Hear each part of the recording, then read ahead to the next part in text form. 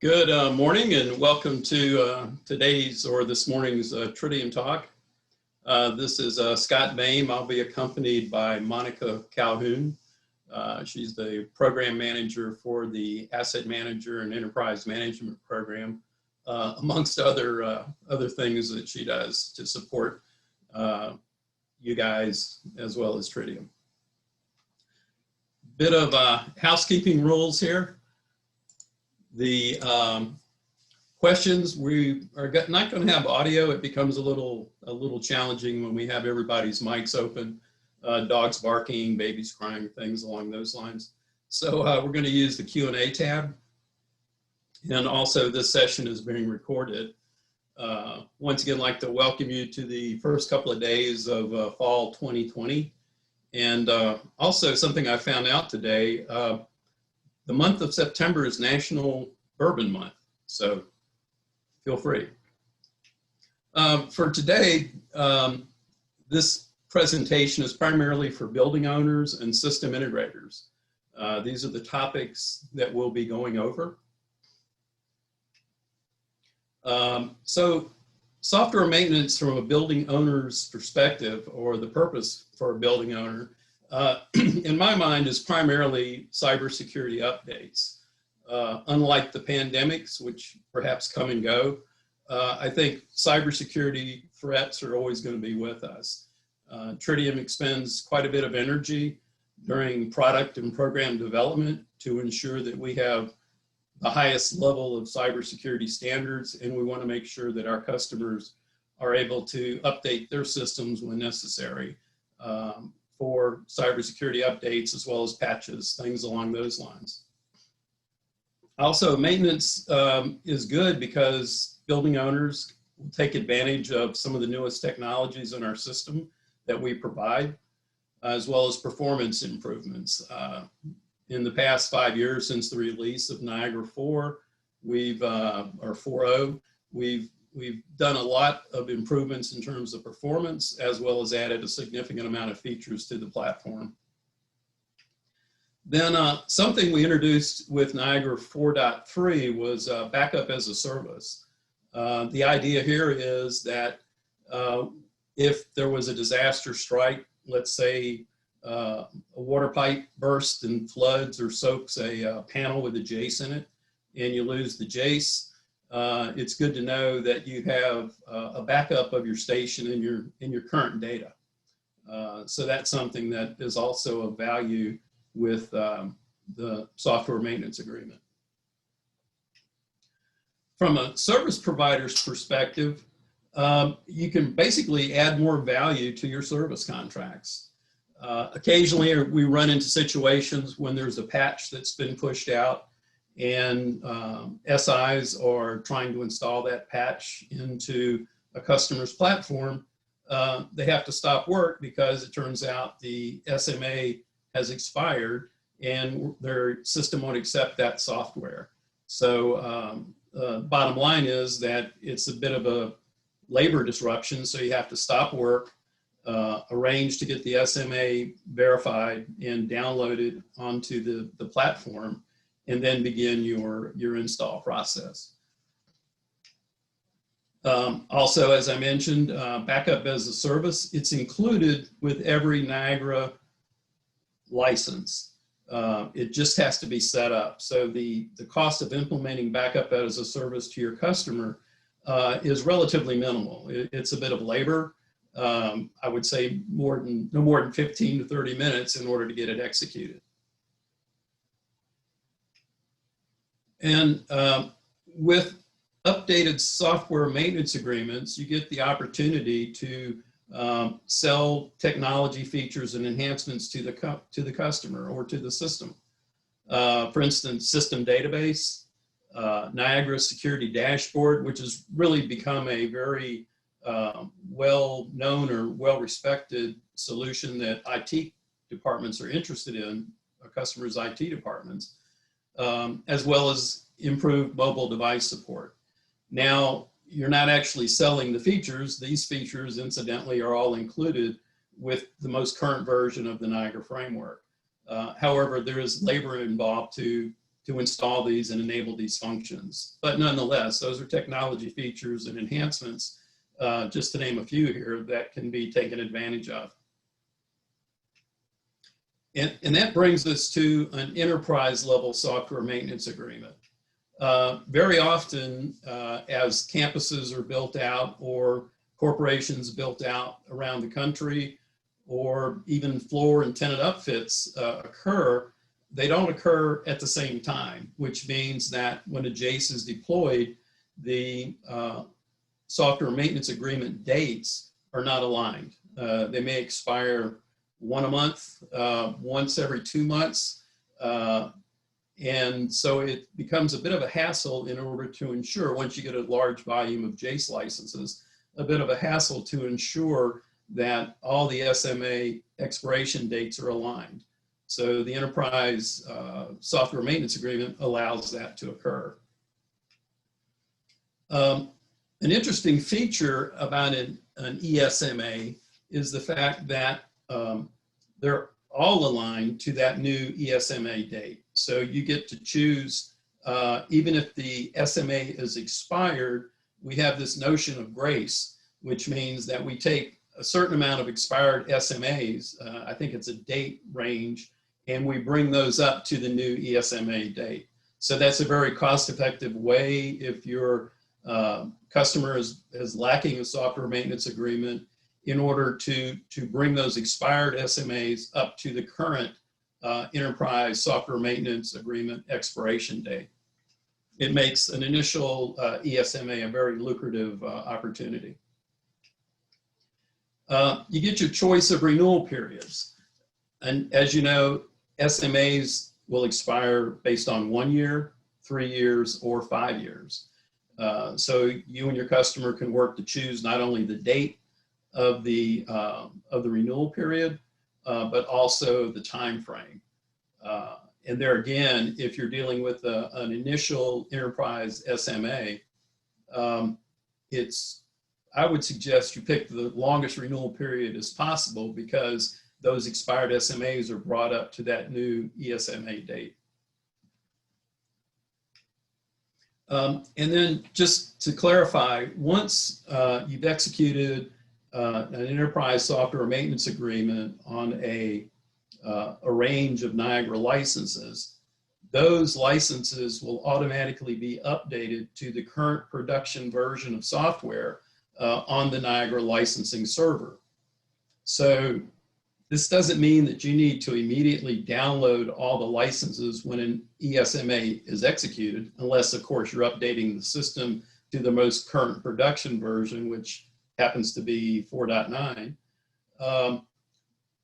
But you have the option to not download the license. If you're happy at 4.7 or 4.8 and there's been no patches required or maintenance builds that have been executed, the expiration of the software maintenance agreement doesn't become apparent until you bring the new software online with in a JACE or a supervisor platform. So anyway, that's the background about software maintenance agreement in general, as well as an enterprise SMA. So I just kind of wanted to go, I've helped a lot of customers getting started on the asset manager as well as the enterprise SMA. And these are kind of some of my bullet points, which have become stumbling blocks to get people going. If you've been involved in any of my presentations, you've heard me say this before, there's a lot of moving parts here. So I just wanted to kind of simplify it and give you the broad brush strokes of what needs to happen. So first thing, you need to ensure that your organization, your service provider organization, has an asset manager account. Now, prior to creating an asset manager account, you must also be registered on the Niagara community site. So if you're not, my question is, why not? Go ahead and do it. It don't cost nothing. And here's a link to get to the community site directly. If you go to the TridiumTalk site, there's a link to get you there as well. So I encourage everyone to register on the Niagara community site. Once you've registered on that site and have been logged into it, there's a link right at the top called Asset Manager. So the link is right there next to the little red spot. And then I'm just zooming in here so you can see it. So you click that Asset Manager link. If you're not registered on the Asset Manager, there will be a dialog that will pop up to allow you to get you and your organization on the Asset Manager, to create an Asset Manager account, essentially. So now that you and your company has an Asset Manager presence, and of course, as well as a Niagara community presence, you're able to now help your customer create an Asset Manager account. So reach out to your champion within your customer's organization, walk them through the same process. We're all familiar with sharing screens and Zooms and things like that. First, if they don't have a Niagara community presence, create that presence, and then create that Asset Manager account. So step one, ensure that you have an Asset Manager account. Step two, help your customer create also an Asset Manager account if he doesn't have one. Same link, no difference. So step three, you need to create what's called an affiliated relationship between you and your customer. So the tiles that are on the home screen for the Asset Manager account, this is kind of a zoom into that. If you hover over it, you can find the creation of an affiliated relationship under the organization management tile. So the link to how you link your company with your customer is add an affiliation. So you select organization, then you hit the affiliation button or the link there, the menu item that's highlighted, and then you get a little either infinity sign or a chain link. I guess it's a chain. And you're able to add an affiliation. So once you click the add affiliation, a dialog box pops up, and you can search for the company that you want your customer to be affiliated with. Here I've chosen Calhoun Controls, and I select add, and now Calhoun Controls shows up on my list of affiliations. Once Calhoun Controls approves the affiliation, which is the approval status, then we get the opportunity to make Calhoun Controls, in this case, an enterprise affiliation. So to do that, there's a little caret off to the right, and that's a little highlight there. You enable enterprise affiliation. And what that does is spawns an email to the administrators of the enterprise, in this case, Calhoun Controls, and to which the administrators respond and say, yeah, I know these guys, I want to be affiliated with them. And then the link is established. So as an enterprise manager now, you, the service provider, can view and add licenses. There's as you see below, there's assets and device registration capabilities. And device registration, hopefully you all know by now that you can do it one JASE at a time or bulk upload all the licenses at a time. So you get an opportunity to save a little bit of effort there.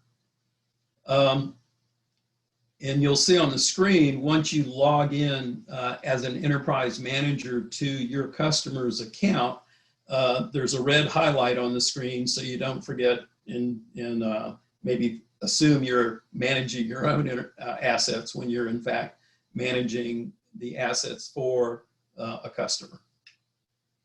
You can also create tag definitions as well as generate, most importantly, enterprise software maintenance agreement proposals. You'll note that on the menu image below, there's no organization management. So when you're registered and logged in as an enterprise manager, you don't get the opportunity to modify the customer's organization, which makes sense, right? So the customer retains control of their organization issues.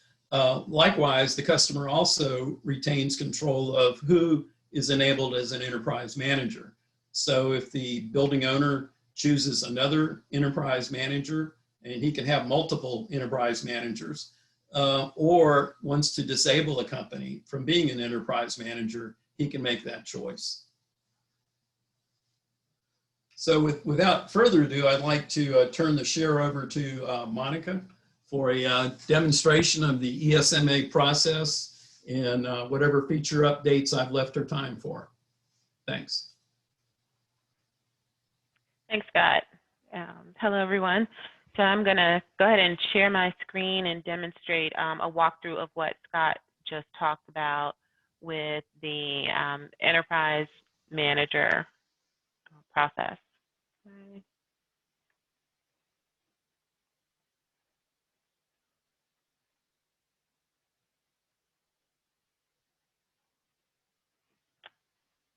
Okay, and hopefully you can see my screen. Okay, it's all loaded.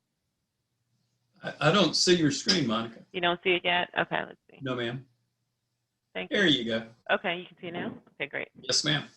All right. So Scott said, you have to be a community user, and we're all familiar with that process. And once you're logged in to the community, you'll see the asset manager link. And so there are two personas or two roles in asset manager. You have your end user, and then you have your SI or your service provider, as we refer to it.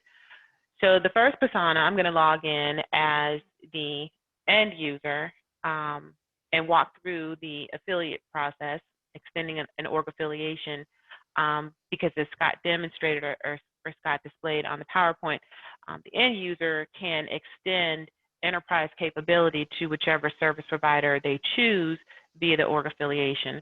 So when I click on Asset Manager, I'm going to land on this nice home page that gives a brief description of some of the benefits of Asset Manager and how you can use the tool. And down here, these are active widgets. And if you're a registered Asset Manager user, when you click on it, it's going to take you directly into the application. If not, then it will display a dialog, as he stated, to get you registered. Okay. So here, when I go to organization, I can manage some details of my organization. I can manage my users. But here's where we want to look at the affiliations. And I obviously have some, and I'm sorry for the UI. My screen is not a wide screen. But I already have some entries here of several organizations in which I have an affiliation. I can click here to create a new one. So I can look and create and search, and it brings it up. And I can just select an organization to add to it, and it'll create that entry. If that organization is not already signed up with Asset Manager, I will get this dialog box to select a contact to send that request. If they are, it'll automatically populate it as an entry, and it'll send a notification to that primary contact.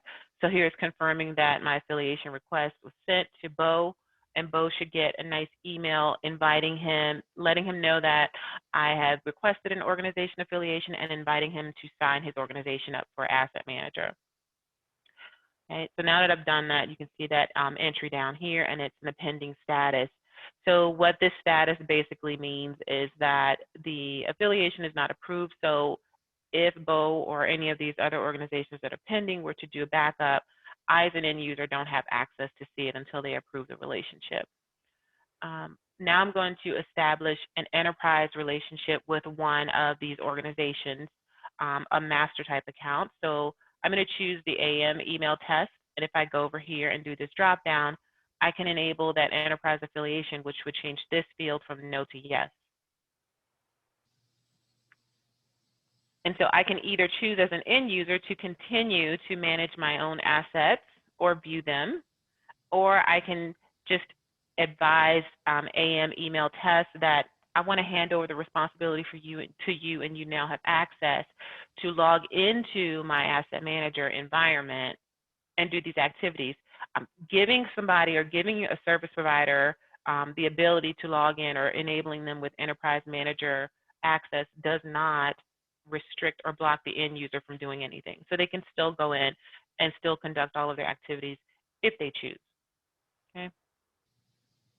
And so now, I mean, basically that's it for the end user for this demonstration. So I'm going to log out, and I'm going to move this over, and I'm going to log in as the service provider at this point so that I can put on my enterprise manager hat.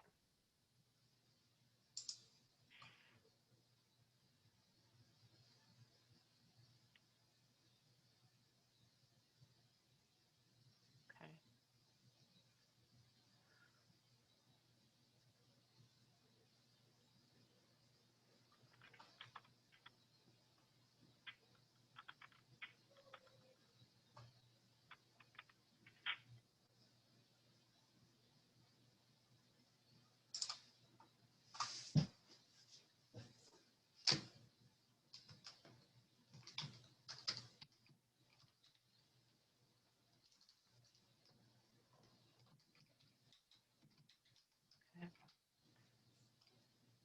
So now I've logged in as the service provider, and I'm going to go into Asset Manager. Okay, and it brings me back to this nice home page, and I can just click one of these widgets to go into the application and bring up the standard UI view. And what I'll see up here is I'll see my alerts box, I'll see my logout, but I'll also see this enterprise icon here, which lets me know that I am managing one or more enterprise organizations.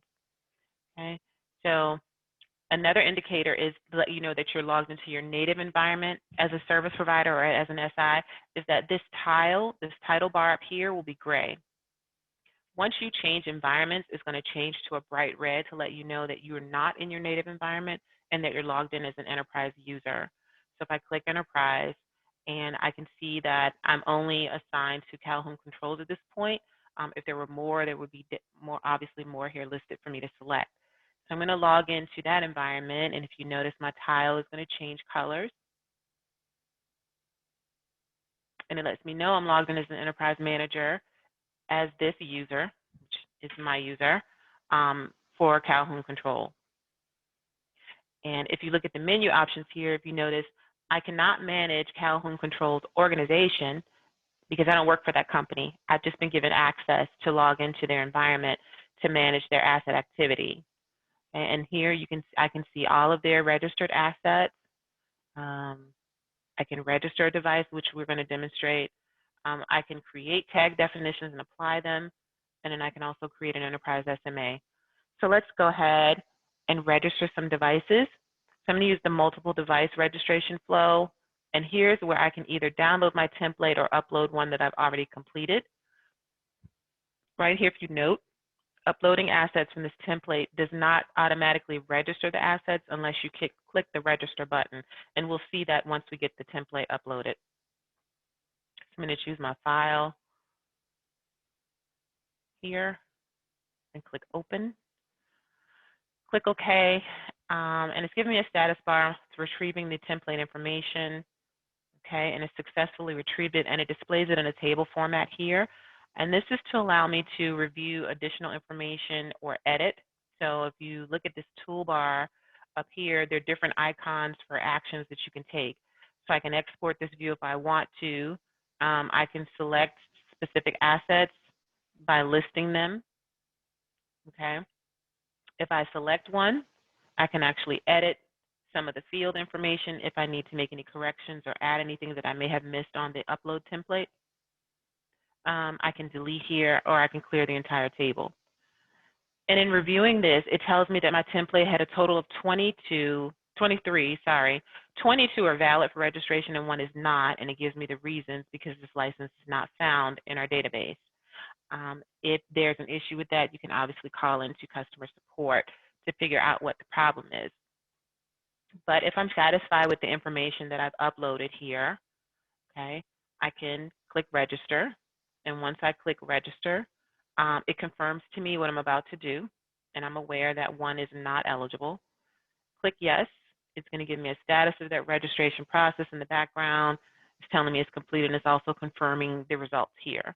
So 22 were actually successfully registered and one failed, okay? So So if I click done, I can go back to my assets table and to ensure this number should have changed from and it did, from 241 to 263. So it lets me know those assets are there. You can also put in a host ID here in this search field, and it'll bring up that asset information. Okay. You can view asset detail information from this table by clicking the details view, and it opens up this dialog, and it shows you a little bit of additional information. You can also make some updates here by clicking edit. So you can update these fields right here that have a grid around them. And then you can also view the location. So we've had some problems in our demonstration system with the maps, but if you click here in location, if that asset has an associated address, when you click location, this is invalid, it'll bring up a map view, and you can actually see where the asset is located based on the location information. Okay. Any questions about that so far? You can put them in the Q&A.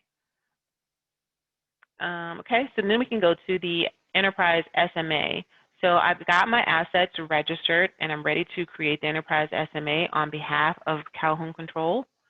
So if I click on this, it brings up this nice grid, and it lists over here all of the assets that are registered, whether or not they're eligible for this program.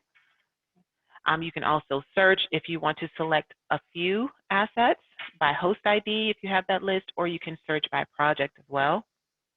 If you notice, you need a minimum of 5 registered assets from the table below to start this workflow. So I'm going to go to the last page, and I'm going to select from that page. And I'm going to select all here, and I'm going to move them over. And here it tells me how many assets I've actually selected. So 13, which is definitely a qualifying amount to move forward.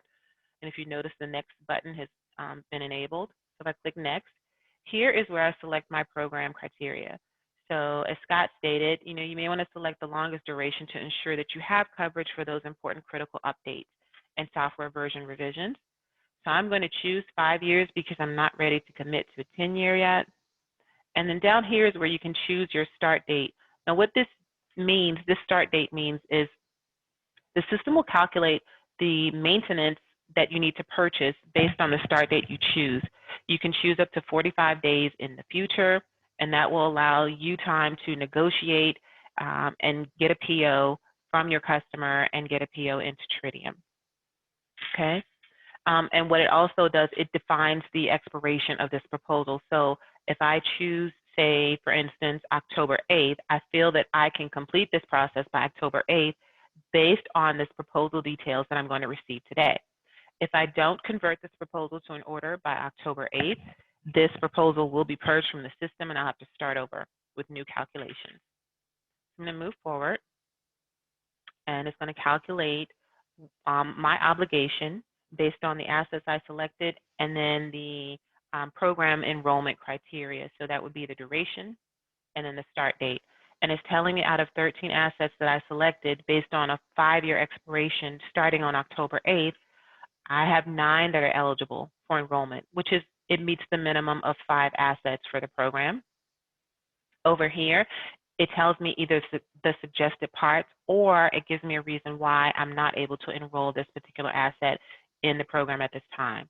So this one is telling me that the current maintenance that's on this license already exceeds the expiration date I chose.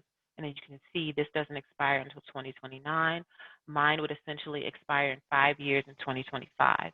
So I have enough coverage on this license, can't enroll it in the program at this time. When I opt for renewing my program in 5 years, then more than likely, if I choose another 5-year duration, this license will be eligible for enrollment at that time. Okay. So this next line tells me in order to enroll this particular license in the program that I selected, I need to purchase a year's worth of maintenance. Okay. So the current expiration on this one is 2024. And we do apply a grace period in which we will either round up the expiration date to the nearest whole year or round it down to align with the date of October 8th, 2020 that I selected. And with that calculation, it's telling me to align to this expiration date of 2025. Again, I need to purchase 1 year's worth of maintenance for this particular license. And you can scroll down the list and see that additional detail. And I'm satisfied with this outcome. and I want to move forward with these purchases. I'm going to click next. Here's where, even though I'm logged in as an enterprise manager, it's going to display the maintenance provider or the service providers for the assets that I selected. Now, all of these assets I selected are actually serviced or are identified as Tridium Inc. as the service provider or SI. Okay? If there were more, they would be listed here.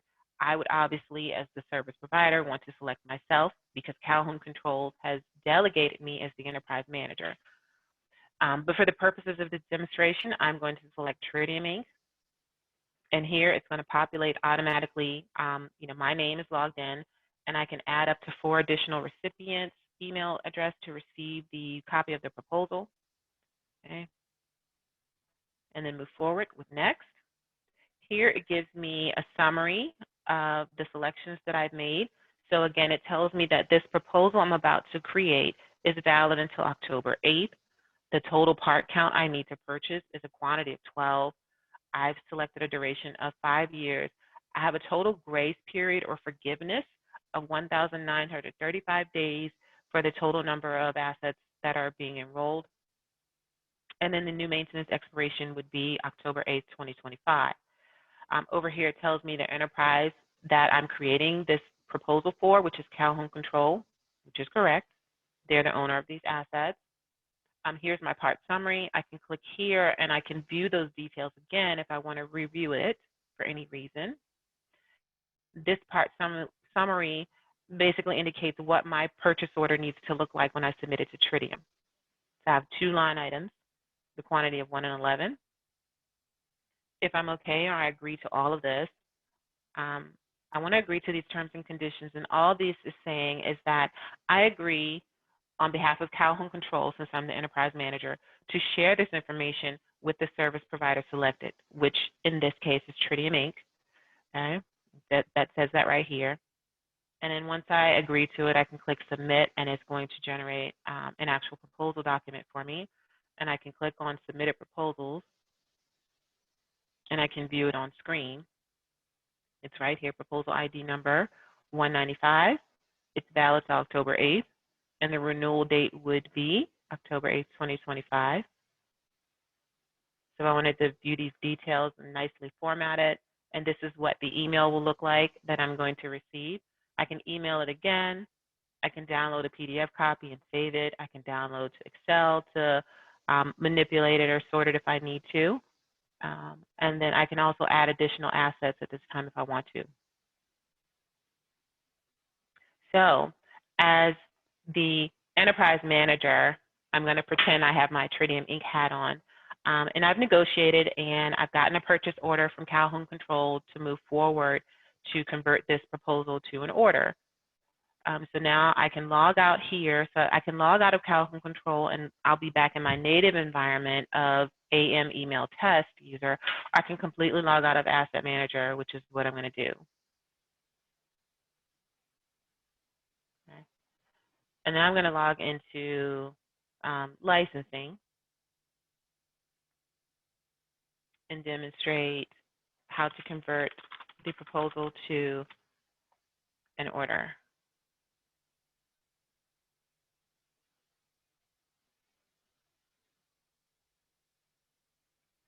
Okay, so when you log into licensing, you obviously log into your distributor account. Mine is Tridium Inc. So if I click on Enterprise SMA, I will see the list of Enterprise SMA proposals as well as the enrolled entries down here once it loads. And I'm looking for proposal number 195. Let's find it because I have a lot. And there it is. So I can see that there's an entry here and it's in proposed status. So if I click on 195,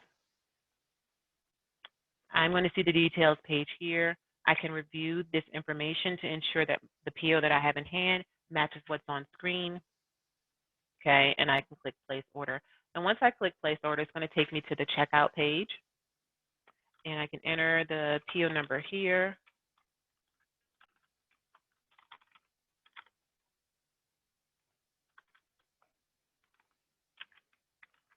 I can put any notes in here that are relevant, additional emails if I want.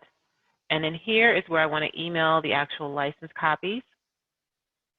And down here, I can click process cart. And as you can Now, see, if I could interrupt you there, Monica, yeah, the email, oops. that's okay. Go ahead. The email. Yeah, that's very important, particularly when you're dealing with multiple brands of licenses for a customer. You can manage other brands, and it's very important for you to have those licenses emailed as well. Just wanted to amplify that. Sorry to interrupt. No, thank you. That was a very good point, and I really should have emphasized that more. When you're at that checkout page, it is important, if you need a copy of that license, to check that box. Because right now, the UI doesn't allow you to download an additional copy. What we're going to do is we're going to enhance the view so that when you go back to your purchase order page for your distributor, and you pull up this order reference, if you need to retrieve a copy of the license associated with this enterprise maintenance, then you can. But it's not available now. But I've submitted my order request, and many of you may be familiar with this view. This is the purchase order information screen that tells me this is what my order looks like, and it's now active. Okay. So if I were to go to the license view for any of these order lines, I would see the new SMA applied to it with an updated SMA date.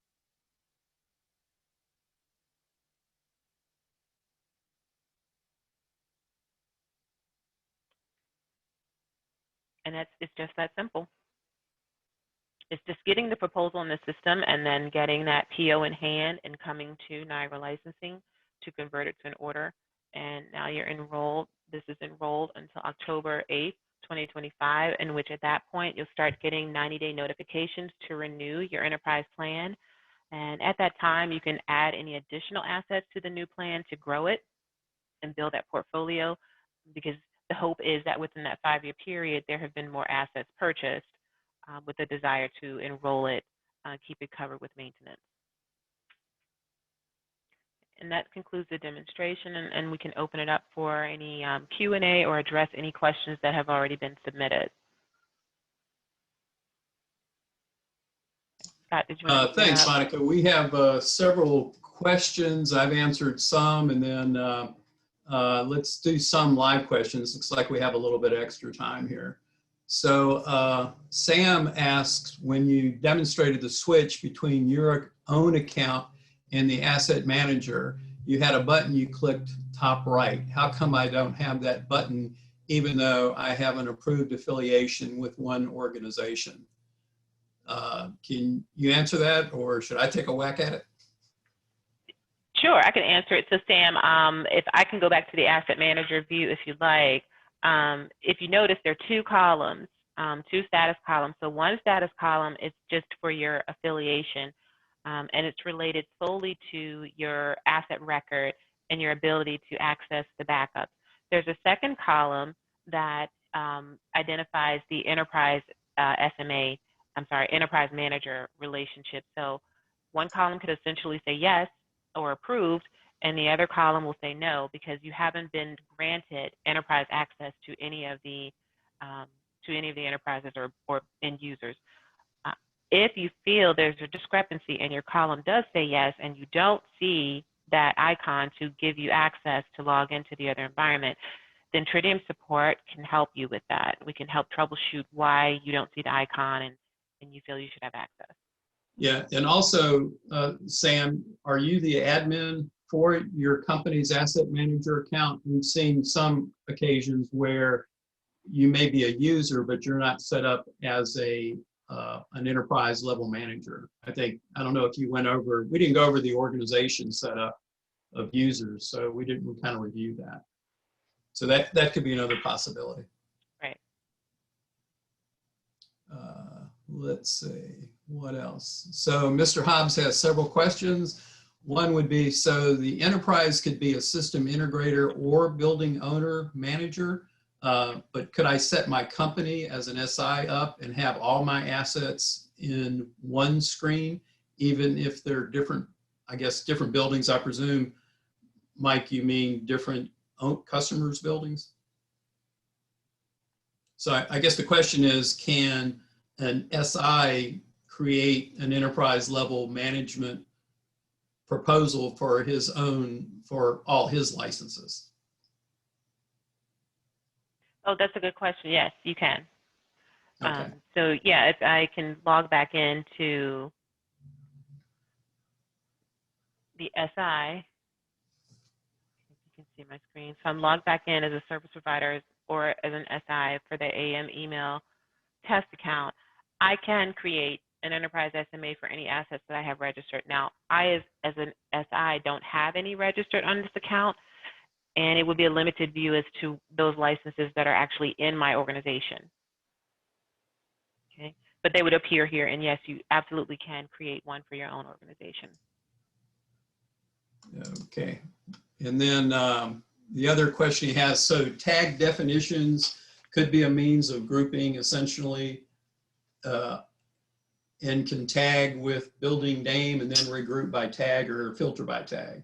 I think the answer to that question is yes. Yes. And then Eric, and I must have missed this, I was probably answering questions when Eric typed this. Eric Carlson says, why is the parts list showing 1-year SMA when you selected a 5-year term? So the parts list tells me which SMA product code I need to purchase for that specific license to align me to the expiration date. So as I demonstrated, I think the second license had maintenance coverage up till 2024 already. I'm trying to get my entire package aligned to a 2025 expiration date. So in order to do that for that license, I only needed to purchase 1 year to bridge it up to 2025. So the idea or the objective of the Enterprise SMA is to take all of those licenses and align them to a common expiration date. Some may already have maintenance, others don't. Right, and that's why I made a statement earlier that when you're doing an initial Enterprise SMA, go for the longest period you can, because that's when these types of issues can be rectified. So in order to put a 5-year term on a license that's already up, maybe you just add 1 year to it. So it makes it more cost effective. And then Ted says, or have asked, have we purposely omitting pricing costs in this demonstration? And I think I can answer that one. The answer to that question is no, we have not. The asset manager and enterprise proposals only have part numbers. They do not have pricing. Realizing that the Niagara framework is sold by many different concerns at many different price points, and that this is in more kind of visibility to the end user as well, we've purposely omitted pricing and costs. That's something for you to take the part list and digest that and come up with a proposal for your customer.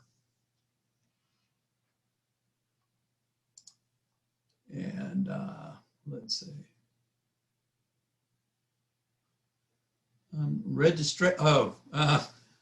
So I'm not going to butcher your name, Sanjua, I guess. I probably did anyway. I apologize. Registration page submit button is not activating. May we know the reason? You want to answer that one, Monica? Just sounds like a defect. You're saying when you're trying to register for asset manager and it's not allowing you to do so? Right. The registration button that's next to the name, that button doesn't work, right? Okay. Yeah. So that it should work. Is it giving you any type of reason? I don't know that it does. Okay. So I know that when I run into that, if I hit one of the tiles below, it does request that I register. So I knew that there was that button was broken, for lack of a better word, earlier. I don't know has that been rectified, Monica, or? It is. So he says it is submitting button not activating. It is submit button not activating. So I'm not, without actually seeing it. So Scott, to answer your question, it should have been. I thought it was. But if it's still not working, we need to look at that. And then Sanjiwa, You can definitely contact Tridium customer support to help you navigate through that obstacle and get you registered. And I apologize for that. But without actually seeing it, I'm not exactly sure what's going on. So it looks like he's clarified it. Is the submit button is not activating. Is that perhaps because he hasn't filled in a country? The country field? Perhaps there's some information missing, but again, without seeing it, you may Yeah. want to check to make sure that all of the required fields, you've provided information in the correct format in all of the provided fields. And if you're still having a problem, contact Tridium customer support and they can actually walk you through it. Great. Looks like, let's see. That one's answered. I think we got Sanjoa's questions responded to. I don't know if we've answered them, but we've responded to them. And accept does not show box. Fred Stinginger, accept does not show box. Not sure about that one. So Fred, can you be a little more detailed? Accept does not show the box.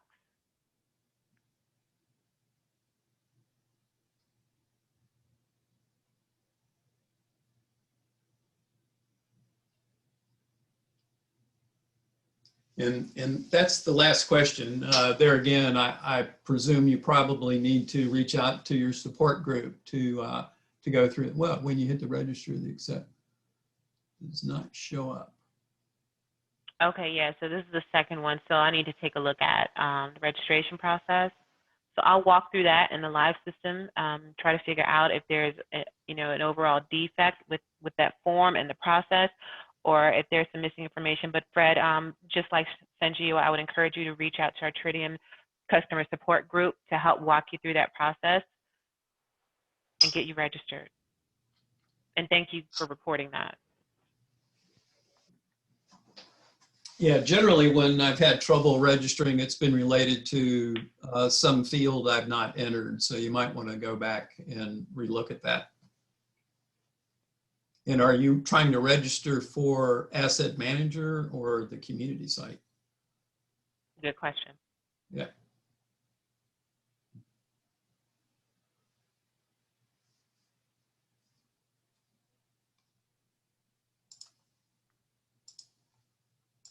And I guess that's all the questions we have. I want to thank everybody for their time. Nope, got some more questions popping up. Great.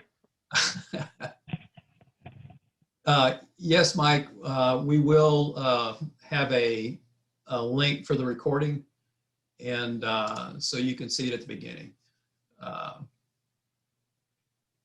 So that will be, I think, through the Tridium resource site. If you go to tridium.com, that should be there. So does cloud backup work in 4.3 with a J600? 4.4. 4.4, I'm sorry. I don't know. We have James on the horn here. I'm going to have to defer that to him. Or not. Yeah, I'm not positive on that one, Scott. I'd have to double check. I would think it does. I'm pretty sure with 4.4 it does.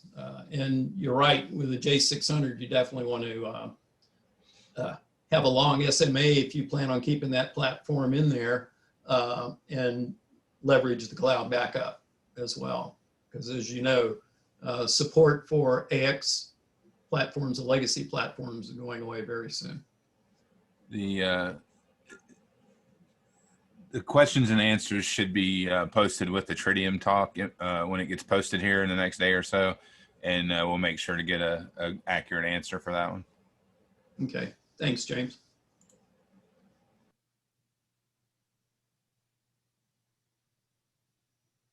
So I guess that's all the questions. Appreciate your time. So thanks a lot, and appreciate James and Monica for chiming in and co-presenting. So y'all have a good rest of your day. You've got 10 minutes to spare. Cheers. Thanks.